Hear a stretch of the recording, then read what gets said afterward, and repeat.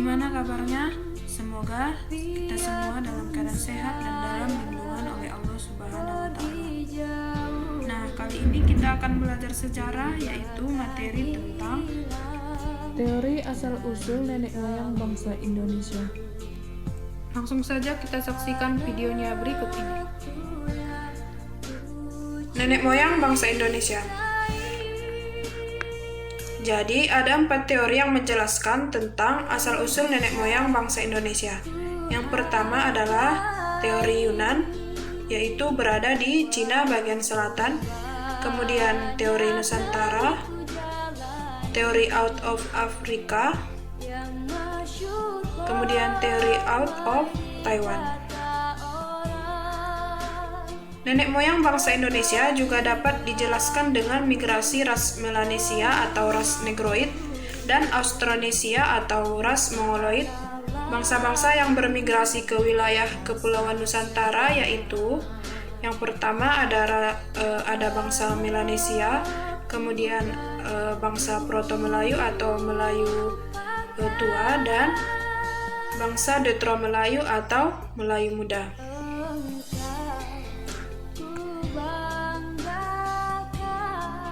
Nah, kita bahas yang pertama yaitu teori Yunan. Salah satu tokoh yang mendukung teori ini adalah Muhammad Ali, di mana si Muhammad Ali ini mengatakan bangsa Indonesia berasal dari daerah Mongol. Kemudian teori ini juga disetujui oleh Hagelden dan Hakel. Dasar dari mereka mengatakan teori ini adalah hasil temuan teknologi dan persamaan bahasa. Berdasarkan penemuan kapak tua di wilayah Nusantara, bentuk kapak tersebut memiliki kesamaan dengan temuan kapak di wilayah Asia Tengah. Kemudian dari segi kebahasaan, bangsa Melayu yang berkembang di Nusantara memiliki kesamaan dengan bahasa Champa yang berkembang di Kamboja. Persamaan ini memunculkan dugaan bahwa penduduk di Kamboja berasal dari daratan Yunan. Kemudian teori Nusantara, di mana teori Nusantara ini adalah bangsa Indonesia berasal dari wilayah Indonesia sendiri. Nah, teori ini didukung oleh Muhammad Yamin, Gori Keraf, dan kawan-kawan.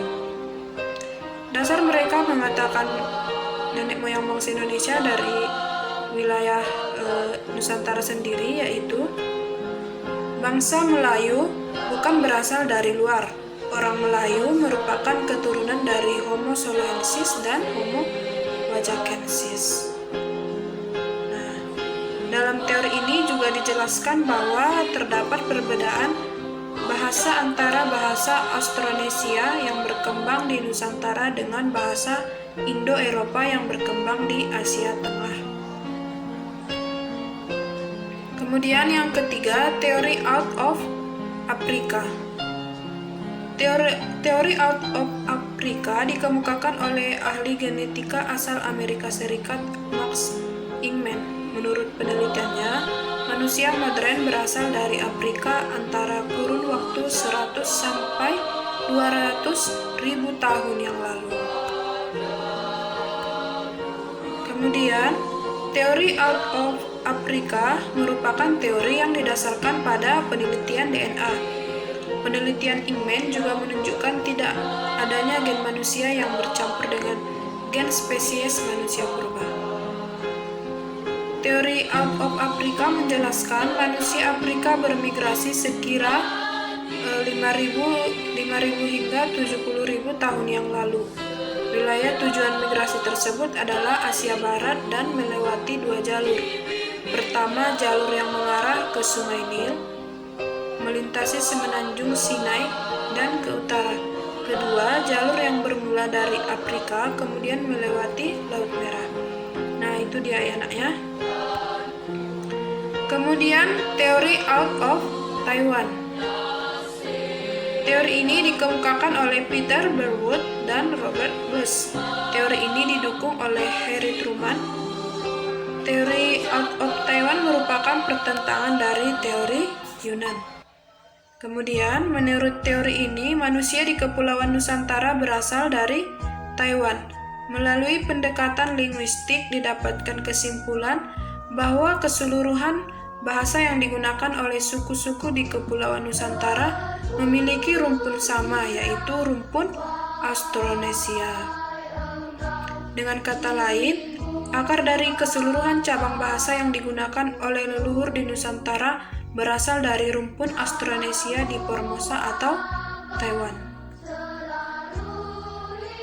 Nah, itulah dia kira-kira ya mengenai teori asal-usul nenek moyang bangsa Indonesia. Kemudian bangsa Melanesia. Bangsa Melanesia berasal dari Teluk Tonkin. Fakta tentang asal bangsa ini didasarkan pada penelitian terhadap benda-benda peninggalan seperti pebble dan kapak pendek. Benda-benda tersebut ditemukan di pegunungan Bakson di daerah Hoa Binh atau di daerah Vietnam ya. Kemudian bangsa Melanesia atau Papua Melanozoid termasuk rumpun pedoid australoid yang memiliki ciri-ciri antara lain kulitnya kehitam-hitaman, badan kekar, rambut keriting, mulut lebar, dan hidung mancung. Kebudayaan bangsa Melanesia atau Papua Melanozoid digolongkan dalam budaya Mesolitikum atau zaman batu pertengahan. Kemudian keturunan dari bangsa Melanesia ini antara lain penduduk di pedalaman Malaya, penduduk Aeta di pedalaman Filipina, suku Sakai di Siak, serta orang-orang Papua dan Kepulauan Melanesia.